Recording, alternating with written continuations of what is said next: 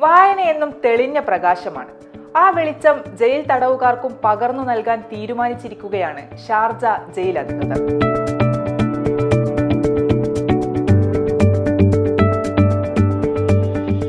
Expo സെന്ററിൽ തുടരുന്ന Sharjah രാജ്യാന്തര പുസ്തകമേളയിൽ നിന്നാണ് തടവുകാർക്കായി ജയിൽ അധികൃതർ കഴിഞ്ഞ ദിവസം പുസ്തകങ്ങൾ വാങ്ങിക്കൂട്ടിയത്.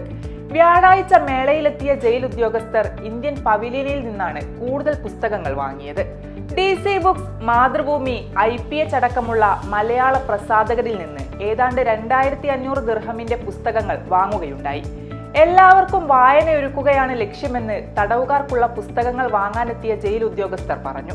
മലയാളി സാമൂഹിക പ്രവർത്തകരും മേളയിൽ തടവുകാർക്കായുള്ള പുസ്തക ശേഖരണ സംഘത്തിന്റെ ഭാഗമായി.